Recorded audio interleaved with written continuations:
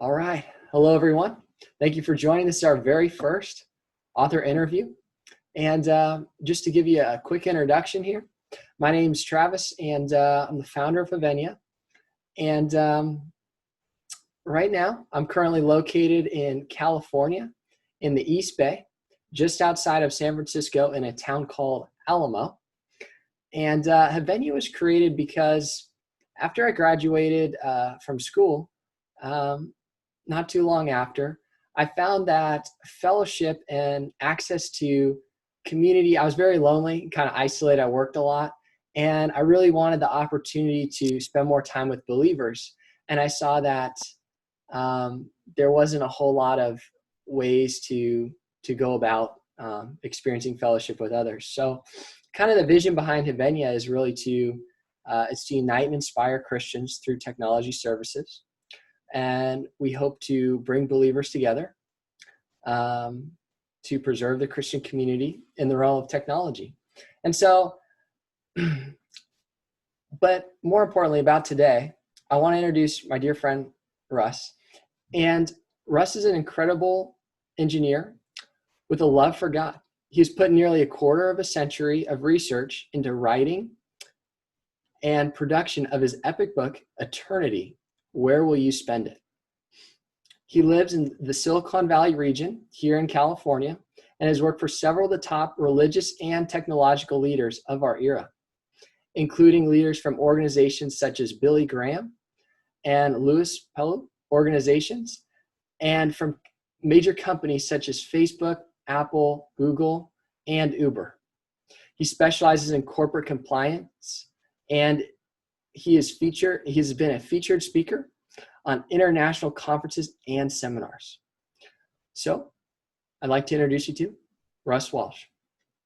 Thanks so much, Travis. I'm really proud of what you're doing. And this is not really all about just Christians, but it's really to open it up to the whole world, in essence, so people can really know a lot of information that they're not getting access to. So I'm just super proud of what you're doing. And thanks for inviting me to be a part of this today. Absolutely. Well, let's get started. Our first question for the discussion is,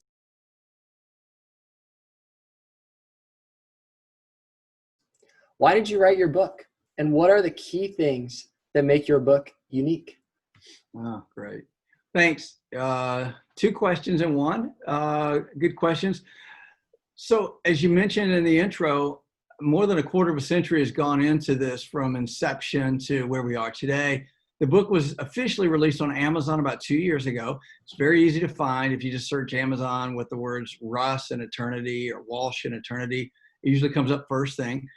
So before I set out to write the book, I really went searching to see if there was something already written that answered the kinds of questions I just kept consistently getting from friends and family and other people that I was talking with. And again, going back 25 years, we're in the mid-90s. The internet's just about to come out.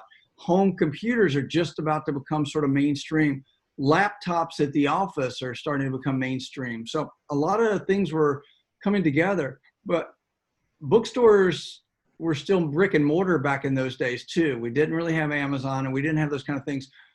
So when I went to the leading bookstores of that time to look at Christian books and what kind of books and materials were there to share with other people who are asking questions, and what I was finding was there was great material, but I couldn't really find a comprehensive collection in one book that really seemed to address the key things people were asking about.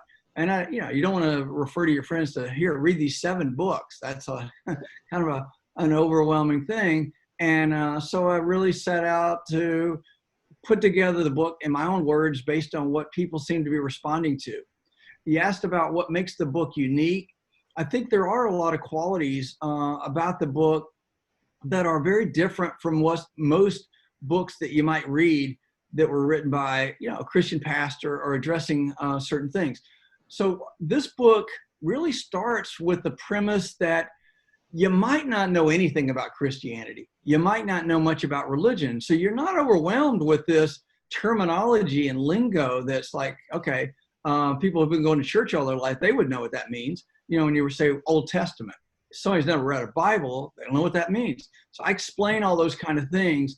And I really, my kids were young, they're in their 20s now. So when I wrote this book or started to develop it, they were very young. And so I really wrote it where, specifically in mind that a younger person could read it, even an elementary school person. So even though there's complex subjects, excuse me, and things about science and creation and some pretty heavy topics, it's also written in language that is pretty easy to understand and follow. And that was really by design. I really put a lot of effort into making sure that the language made sense and the analogies were things people could relate to.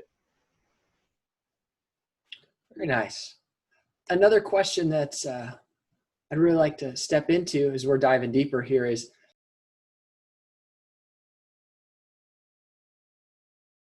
many people believe that science clearly confirms that there is no creator and that the universe evolved over time to form what we are today.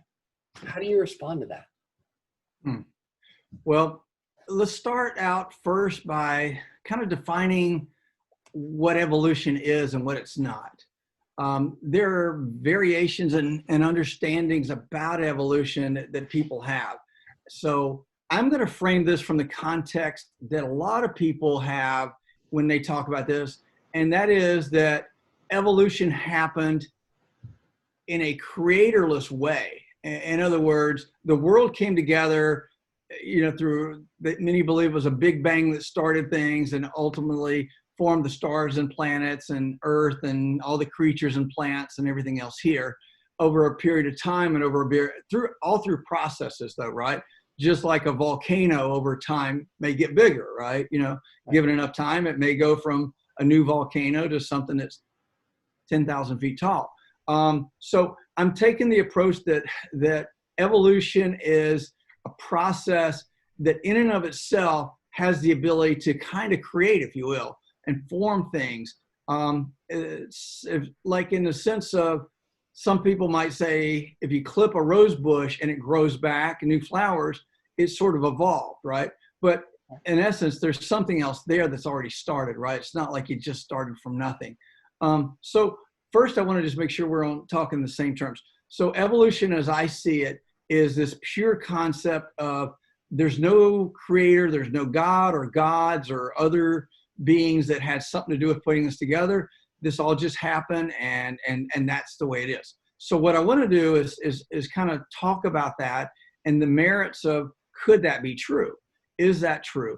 And what I've found, and this is what I think my book covers in a very unique way. I mean, I've read so many articles and so many science magazines and so many Facebook blog posts and all these things, and I still see people, what I call, they're stuck at the micro level. They're debating little tiny issues in a bigger scheme of things and missing the big picture. It's kind of like, as they say, you can't find the forest for the trees. Again, these are a lot of brilliant people, but I'm not sure why they're worried about debating, how did we go from a beak that's this big to a beak that's this big? Or how did we go from a skull that was shaped this way to something that was slightly different, right? But the reality is, people need to step back and look at the much bigger picture of just life itself. It's incredibly complex. And complex things that are extremely organized have to go through some degree of intelligent design. So what would be like a classic example of like a complexity that maybe somebody would take kind of for granted, but what deeper parts of that process are we not fully aware of that might require more intelligence? It's a good question. So nature has the ability to form residential places in the form of caves, right? We talk about cavemen, right? Early days, right? That was perhaps a starting point that, hey, for whatever reason, there's this little hole in the side of a mountain we can go into, and we can be safe from animals. We can be safe from the rain. We can be safe from a lot of things, and create sort of a safe haven, if you will. And that could be formed by nature. But finding a 3,000 square foot home with how, windows and doors with locks on them, running water, sewer, electricity, and cable TV, if you came upon that, it'd be extremely hard to say, wow, look what evolution did, right? You'd know somebody built that house. Some intelligent creature had a plan and built it according to a plan for it to be there, right? But when we look at life itself and how many intricate parts go into some of the most fundamental creatures, it's mind-boggling. So you think about the fact that most creatures have to have lungs to breathe. They've got to have a heart. They've got to have a brain. They've got to have a digestive system. They've got to have bones, muscles, the nervous system, all of these extremely interconnected parts. It's just like a house. Most of us these days wouldn't want to move in a house have running water and sewer, or electricity, right? We expect all those things. And living creatures have all of this, and it's very well organized and integrated, right? So to take the notion of randomness just one step at a time, getting us there, that never made sense in the sense of how do we get, when you need 10,000 things all working together, it's just like a car engine, right? Just because a rock shaped like a wheel, happens to roll your way doesn't mean you're ready to have a car. You still got to have a lot of intelligence to put four rocks together and shape it like a wheel and all the other parts, right? So surprisingly, when you step back and look at evolution and the people believing it, they're extremely oversimplifying a very complex matter.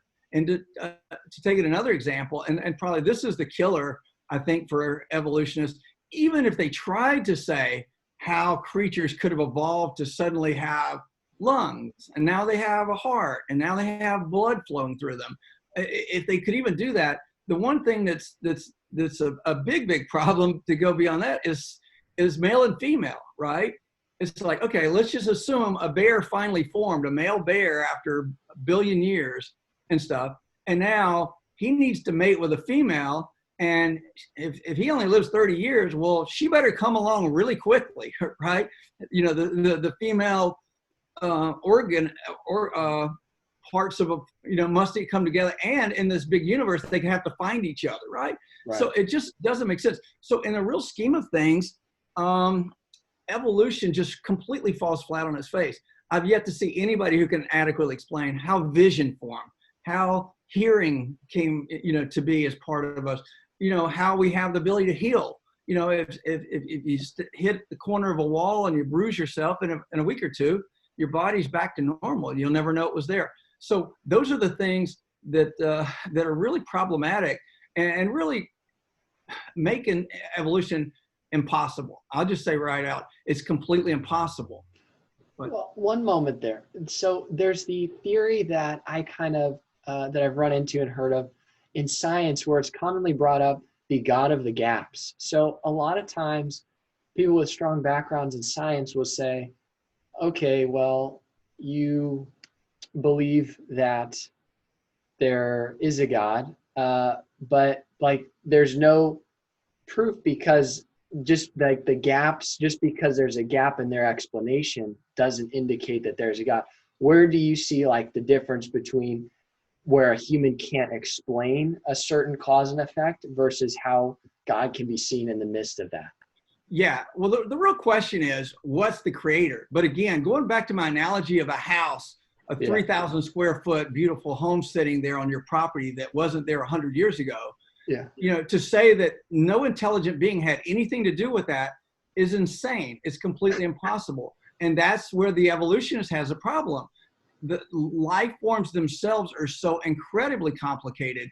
It can't happen one step at a time. It's just completely impossible for something to weave itself together in such an organized fashion, because that's, again, what we're talking about. And a living creature is 10,000 times more complex than a home, right? All the working parts and everything else, plus its ability to grow, reproduce, live, die, and everything else that goes with it, right? So that's the dilemma, and that's what they're not answering. But their premise is, hey, we've got a lot of really well-educated people that they're following it, and that's all you need to go with, right? A bunch of people who got their PhDs, are going with this, and that's what, you know, people are betting their hope on, is that these people that went to college and got their degrees and, you know, are saying we're good with this, and so are they. So the next big question really is why? Why would I'm well-educated people go there, right? But go ahead. Right. Well, I'm very much left with that question of why do so many well-educated people believe in evolution so strongly? The theory of Darwin, as taught in educational systems, it's rather prominent in a lot of intellectual literature and stuff. Right. Yeah.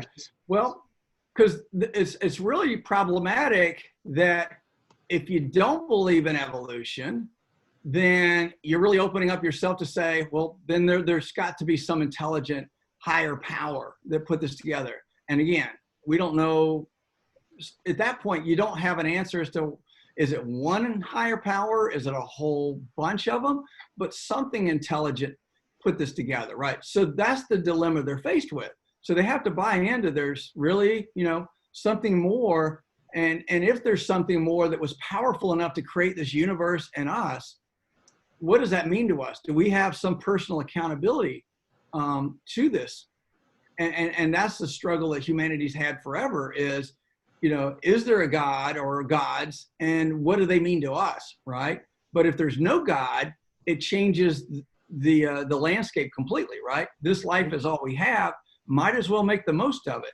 And well-educated people, you know, historically have been the most elite and the most privileged people on the planet. They're the ones who can have more than almost anybody else, right? They have the money, they have the power, they can have, you know, they can do they set the rules, right? That's just the way it's always been, right? They can own people, they can turn your daughter into a prostitute, they can do whatever they want for their own pleasure and stuff, because they're looking at it that, hey, I love this life. This is great. You know, I get all these benefits and I'm loving my power and doing this. So for them to surrender and say, hey, there might be a God I'm going to be accountable to someday, that's a big, big thing for them.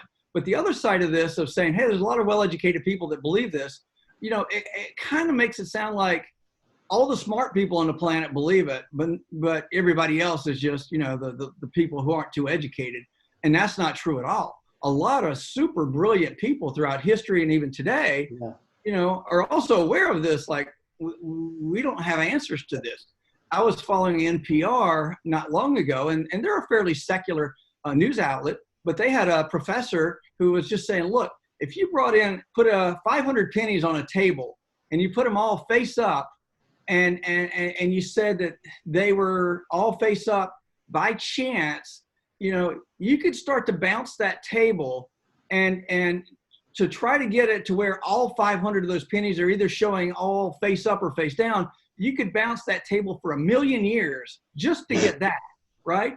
When you do the statistics, right? So even he said, we have this dilemma that complexity is just so overwhelming that the chances of this cell or even forming a cell in the first place, you know, atoms and molecules forming a cell is pretty big in a deal of itself. And then for cells to know how to become more cells and weave themselves together into something very sophisticated, it's a real hard challenge for them. And they know that, but it's the thing they don't want to talk about because it's the thing that undermines their whole premise. So now if you take that away and somebody like me comes along and says, answer those questions, answer how vision came along, answer male and female, right? Every time I get an answer from them, they'll just say something very simple like change over time. I'm like, no, that doesn't answer that. I just told you male and female, that's not going to work in 5 billion years, you know, and stuff. Or they, you know, I've literally seen these where I'll get a paragraph explanation, one paragraph to explain all of that. And it's like 3 sentences and 1 paragraph, and about 9 of the words have like 10 syllables or more, right? Words nobody's ever heard of, but it looks like, wow, pretty educated. But still, did you really answer my question? You know, I mean, you can write it in Hebrew or Greek or Aramaic, I don't care. But, you know, just put it in English in a way that I can understand, and then we'll go with it. And nobody's doing that. So, but again, the real problem is people don't want to believe in a God for various reasons. Right. God's a big issue, right? And again, it's a big threat to the life I want to live. The self-indulgence, that's part of the reason there's such a problem with justice in a world where you have somebody, as they say, power corrupts and absolute power corrupts absolutely, right? They are their own justice system. There's nobody to hold them accountable, right? And stuff. Right. And suddenly, now you say there's a higher power. You're not the king of the world, somebody else, and someday you're going to die. Could you be held accountable, for the behaviors you did and how you treated mankind? So that's the dilemma, and that's the real challenge that people in the evolution camp really need to answer, and they can't. Now, all right, so I'm leaning in. I'm thinking there could be a God out there, but then there's religion, and I don't really like organized religion or how people have gone about it.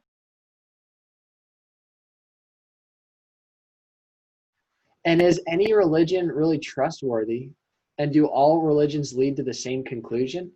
Maybe there is maybe God's out there, but do they all take you to the same destination? It's a good question. So yeah, there's certainly a lot of different religions. Some of them go way back in time. It's interesting that several of the major religions, the ones that most people know about are the Muslims or Islam. They know about the Jews or the people of Israel, and they know about Christians, right? Mm-hmm. And that actually makes up about something on the order of over 4 billion people on this planet. So more than half the people on the planet align with one of those three. And most people, certainly outside of those 4 billion, the other 3 billion, don't really know that those are very interrelated. So there's a man that was named Abraham, and he's technically the father of the Jewish people. He's also the father of the Muslim people. And ultimately, he's the great-great-great-great-grandfather of a guy named Jesus Christ, who the Christians believe was God himself coming to live on earth for a few years and becoming a man and living. And then that started, the followers of Jesus became the Christians, and they started from the Jewish people. So those three all have very, very tight interrelationships that are very important in the overall scheme of things. And it's interesting when you really tie a lot of this together, there's a certain difference in the way Christianity is perceived versus the others. And there's a deeper meaning behind that. My book explains it. I'm not sure if we can go into a lot of detail on this forum, but maybe in another session we can, is to why that is. But, the nation of Israel, you've probably seen this in your short lifetime, that it's been prone to so many problems. I mean, there's nations today that feel those people have no right to exist, right? And they want complete genocide of those people, which is kind of what the Germans have tried to do, right? Why is that one nation called out like, you people don't even have a right to exist on the planet? Nobody's trying to say Argentina doesn't have a right to exist. Nobody's trying to say that Bangladesh doesn't have a right. But for some reason, this one nation is so problematic. And again, my book explains that as to why that is and what's really behind it. Well, I guess I'm left here. I want to transition to an additional question here. Yeah. Why is there good and evil, and why does the Bible seem to promote violent behavior? Wow, that's a tough question, honestly, but it's an important one. It's definitely a stickler for a lot of people, and there's two parts to that, right? The first part is good and evil, and the other is why does the writer of religious books in general, seem to have references so much violence and things, and the Christian Bible as well. So let me just kind of start with the good and evil. So it's my understanding, based on what we've seen, that people inherently, there was a male and a female that were first created, and when life starts, human life starts, it's our belief that from what the Bible tells us, that life goes on forever. So once you're conceived, you live for eternity, whether you like it or not. There's nothing you can do. But the initial state of male and female in the first two people was they were intended to live forever. Death was not supposed to happen unless something happened to the people. But people were given free will and free choice. It's like you can do all these things, right? All types of things are possible, but here's the boundaries of what you can and can't do. And people chose to say, I want more. I'm not happy and content with what I've been given. I want to cross the boundaries. And in doing so, that's where essentially sin, if you want to call it, it's a word a lot of people struggle with, but I'd say selfishness sort of came into the picture, and people wanted to do things their way. They want to be the most successful. They want to have the fame, the fortune, and everything else. And it's been a problem for, ever since that point in time. But when that happened, death came into the world. But death is in the sense of a physical death that occurs. Once we die, their life goes on forever in a different state. So I'll talk about more about that. But the issue of good and evil, people have the choice to do the things they do. A lot of people want to focus on evil, but I like to focus on good. Why do people do good? Why do people love each other? Why do people bring groceries to their neighbor when they're not feeling well? Why do people do things they certainly don't have to do, right? Why is there this kindness that people have? Why is it sort of inherent, a lot of times, especially in young children, right, that they have this sweetness about them, right? And they want to kind of, they want a joyful, simple life. But as we get older, we get kind of tangled up in the greed of, hey, I want a great life for myself. I want to travel the world. I want to do whatever. I want to provide for my kids the best education and all these kind of things that go on. But we all struggle with good and evil, and it's inherent to the world we live in. But some people will argue that if there's a God, then why did he create evil? And why did he allow evil? And the reality is, he didn't really create evil, if you will. He created the capacity for us to do whatever we want. And if you've ever, even in the animal kingdom, they fight, they steal from each other, they'll kill one another to get what they want. And there's a part of us, sometimes it can be like that too, but it wasn't meant to be that way. It's what we chose to do. There are times when somebody wants to perhaps harm another person. They want to rob a store and they were going to shoot the owner, but the gun didn't work for some reason. And so more likely that's God intervening to stop it. But in general, we have the ability and the power to do harm to people if we choose to do so.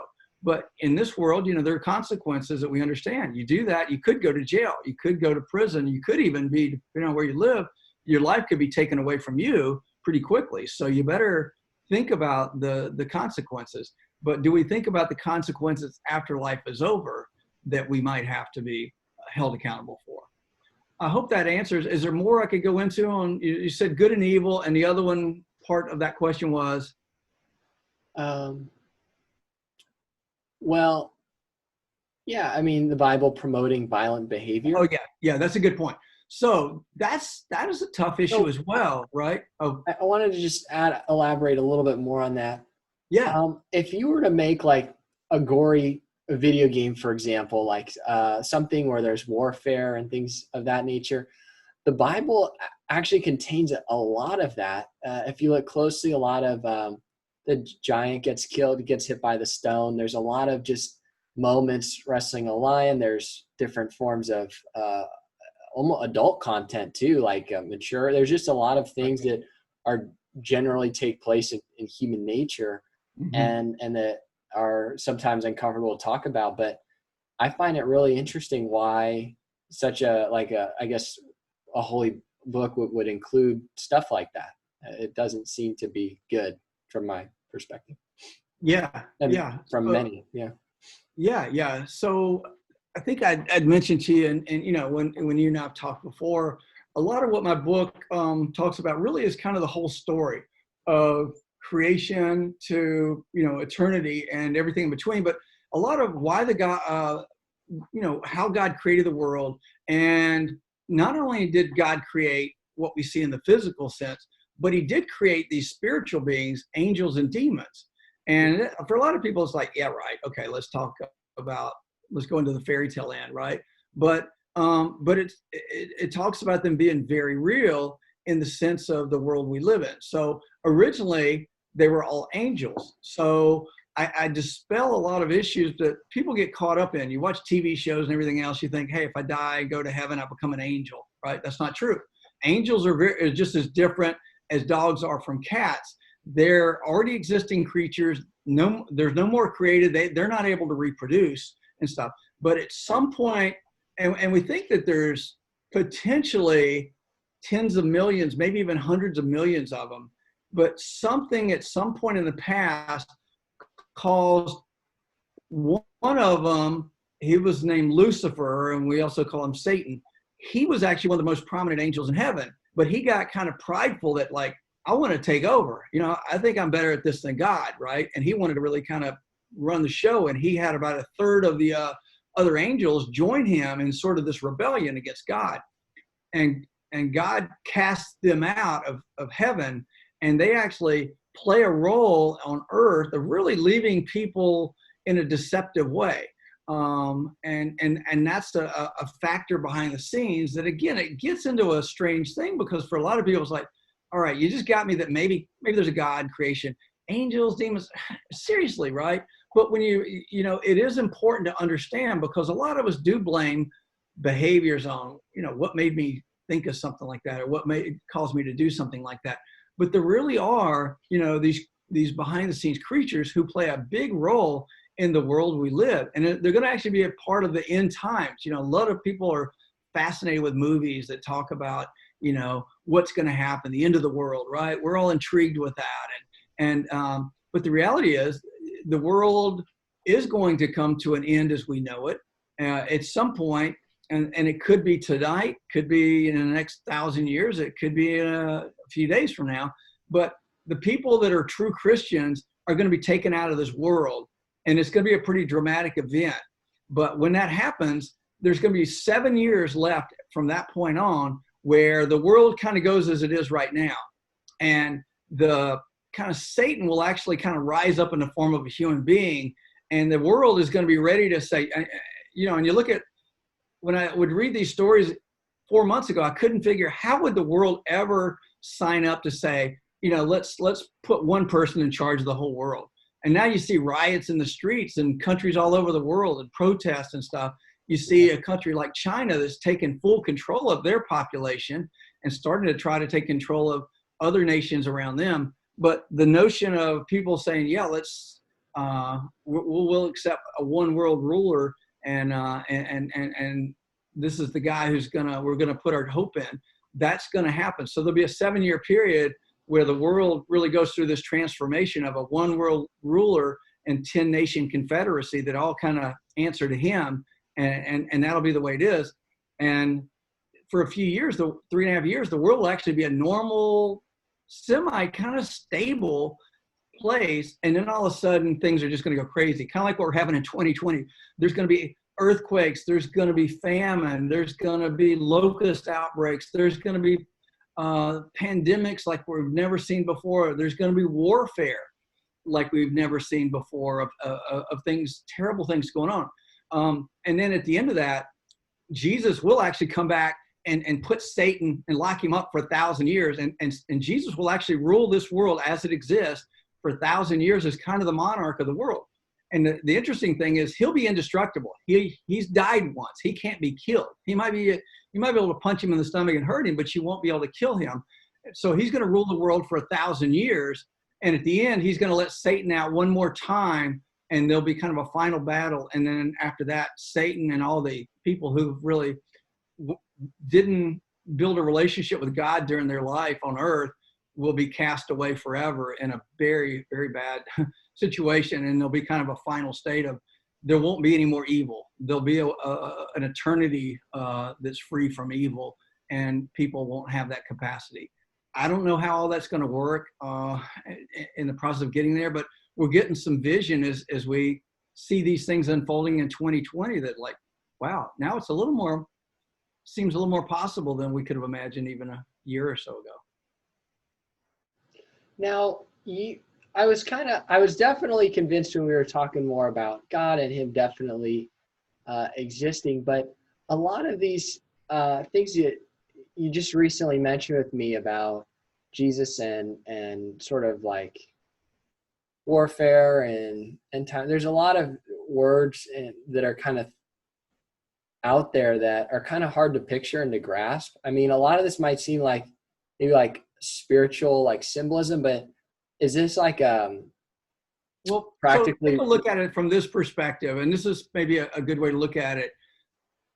So when there's definitely, the Bible talks about violence, but imagine that the violence is in response to other violence that's already happened, right?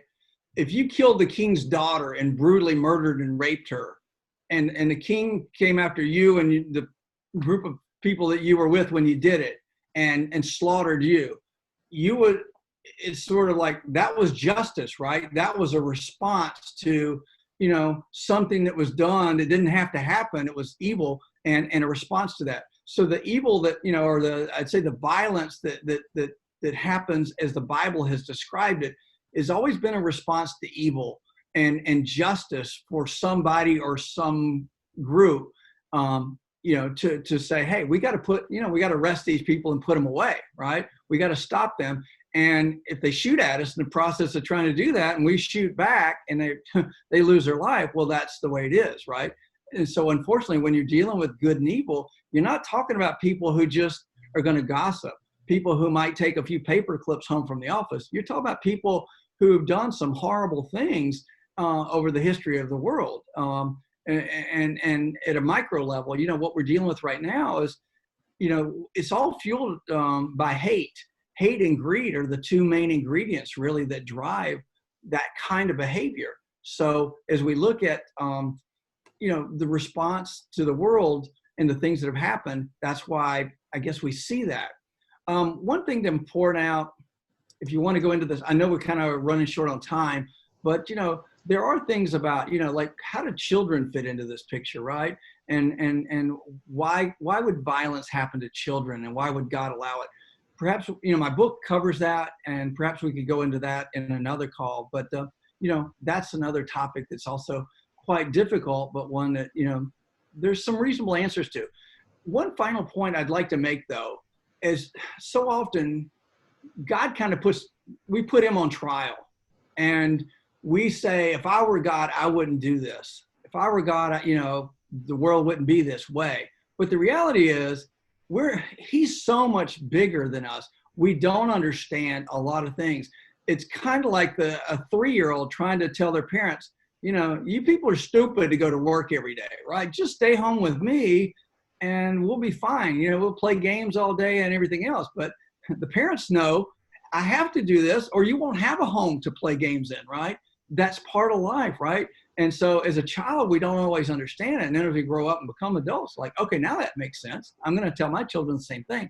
So sometimes when we look at God, we have that issue that we're faced with, that he's bigger than we can understand sometimes. And what I've learned is that when I don't understand something about God, I just say, hey, okay, maybe I will someday. I'm going to take it face value. You're a great God. You're wonderful. Everything else I know about you is that you're just, you're fair, you're loving, you're much more kind than any human being I've ever met. And that's kind of the way I have to frame things. Well, that's really interesting. I'm thinking, is there any last words or anything else you'd like to cover during our discussion today? Again, I don't want this to sound like this is just a promo for my book. There's a lot of terrific books, that I want people to know about. That, of course, the Bible itself, the Christian Bible. There's versions that have been written over the last 500 or 600 years in English that are great.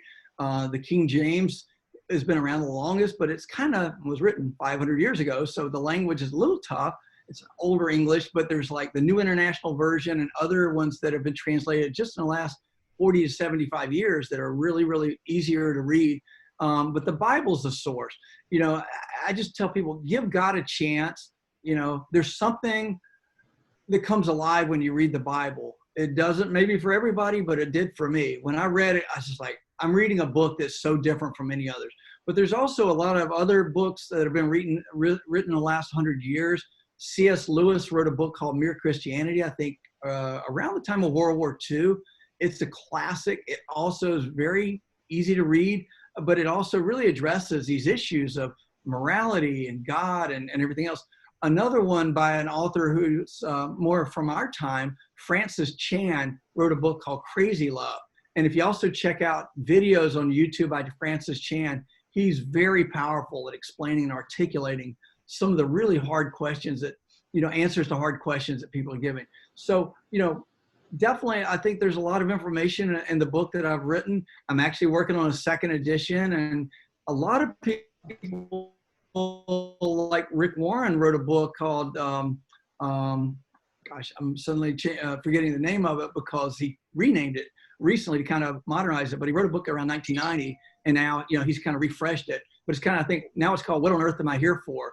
And stuff. So I kind of see that over the rest of my life, that I may make a few enhancements, may write other books, but this is coming from the perspective of an engineer writing it kind of in a more logical frame, but also it's about relationship too. I don't want people to miss that, right? It's all great and well to say, okay, yeah, logically I can come to a conclusion, there's a God, but so what? But when it's like, hey, did you know who your real father is? He's been looking for you your whole life, and desperately. He's a great guy. You got to get to know him, right? And for whatever reason, you were taken away from him when you were little, and he's been searching for you. And that's kind of the theme I'd close with, is that God cares so much about everybody, and we have to make decisions in our lifetime to accept him while we have a chance. And that's what's so important.